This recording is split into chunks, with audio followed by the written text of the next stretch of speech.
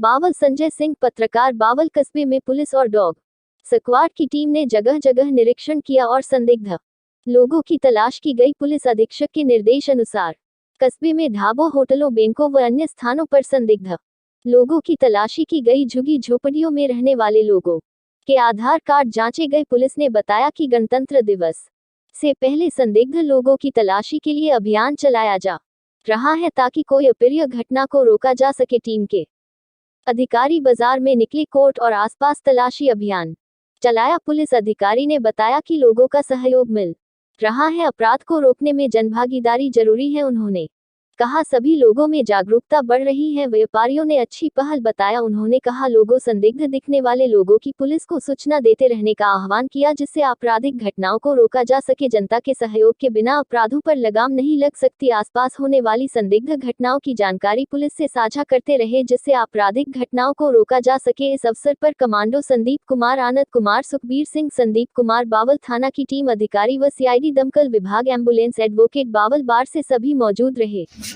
HR81 news channel पर पल पल की अपडेट देखने के लिए चैनल को लाइक, सब्सक्राइब और शेयर करते रहना।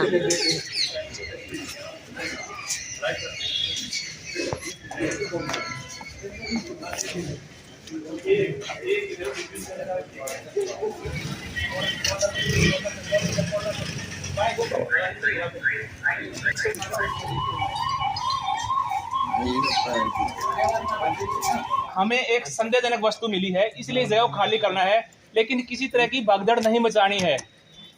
किसी तरह की भगदड़ नहीं मचानी है। हमें इस चीज़ का विशेष ध्यान रखना है। किसी तरह की भगदड़ नहीं मचानी है कि ऐसा ना हो कि दिल्ली में RK-पुरम एक स्कूल में ऐसे कॉल आई और बच्चों की भगदड़ मिली और भगदड़ से बच्चे घायल हो गए।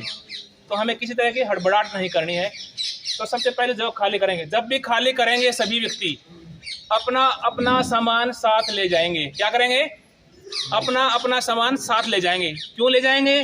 कि जैसे ही बम डिस्पोजल टीम आती है, उस जगह चेक करती है, तो जो एक्स्ट्रा सामान बचा हुआ है सिर्फ उसी को चेक किया जाए, नहीं तो हर एक व्यक्ति के सामान को चेक करने में बहुत ज़्यादा समय लग जाएगा। तो सभी व्यक्ति अपना अपना टिफिन है, हेलमेट है, सूटकेस है लेकर के बाहर जाएंगे। जो वारिस वस्तु बच जाएगी उसको हम फिर चेक करेंगे। तो सबसे पहले कार्रवाई क्या हुई? जिस किसी व्यक्ति को मिलता है वो सुरक्षाकर्मी को सूचित करेगा। सुरक्षाकर्मी उस जगह को खाली करवाने के लिए बोलेगा। सभी खाली करने वाले अपने अपने सामान को लेकर के जाएंगे। अगला पॉइंट क्या होगा? सुरक्षाकर्मी उस जगह के चारों तरफ मिट्टी के कट्टे लगवाएगा। मिट्टी के कट्टे कितने लगेंगे?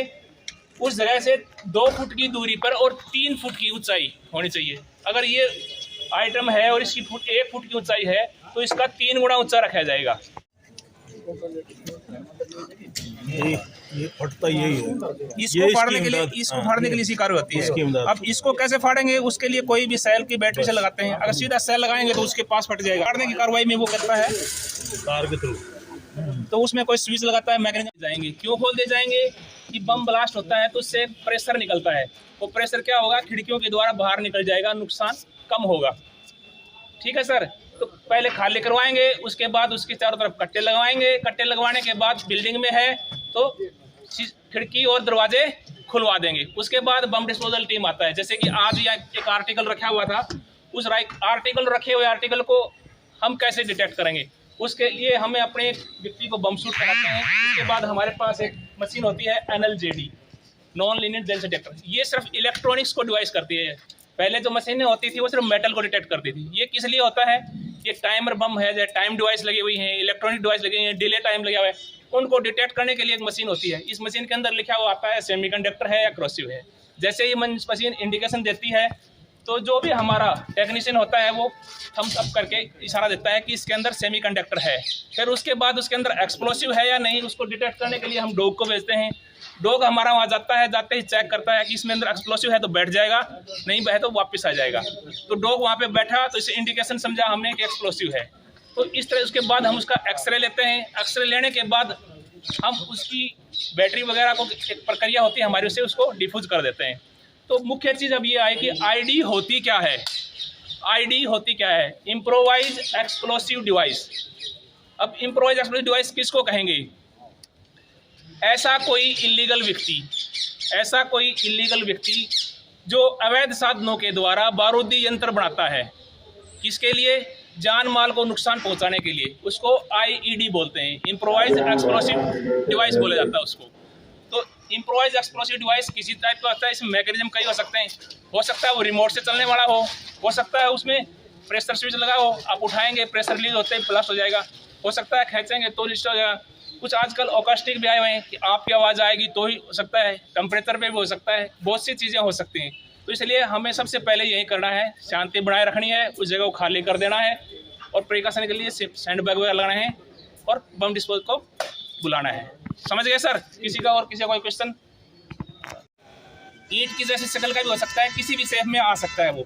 इस एक्सप्लोसिव को पाड़ने के लिए एक डेटोनेटर होता है,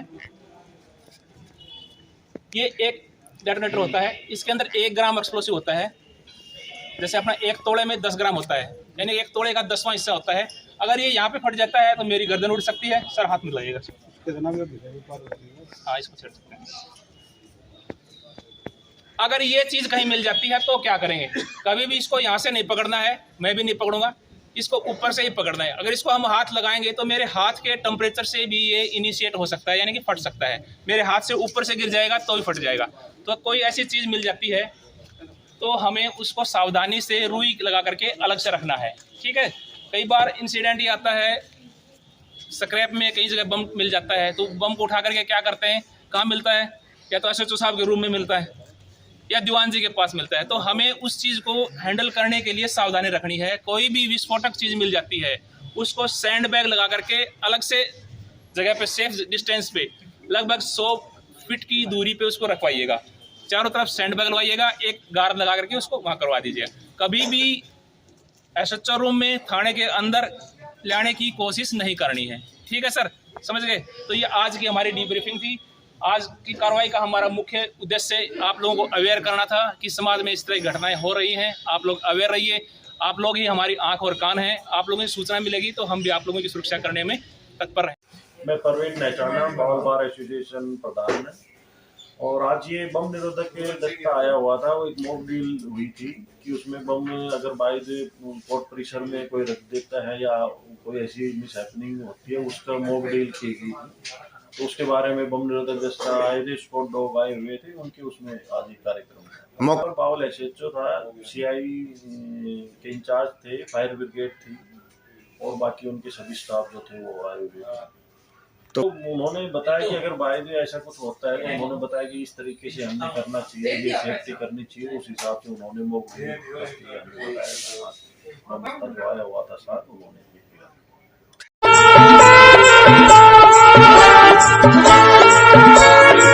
खुल गया। बाबा बलदेव दास महाराज की कृपा से खुल गया है राधा रानी फैशन पॉइंट। जी हाँ, प्राणपुरा रोड नजदीक झाबुआ मोड़ बावल में आपकी जरूरतों को पूरा करने के लिए एक ही छत के नीचे खुल गया है Radha Rani fashion point. Radha Rani fashion point पर एक से बढ़कर एक फैंसी डिजाइनों एवं विभिन्न रंगों में सभी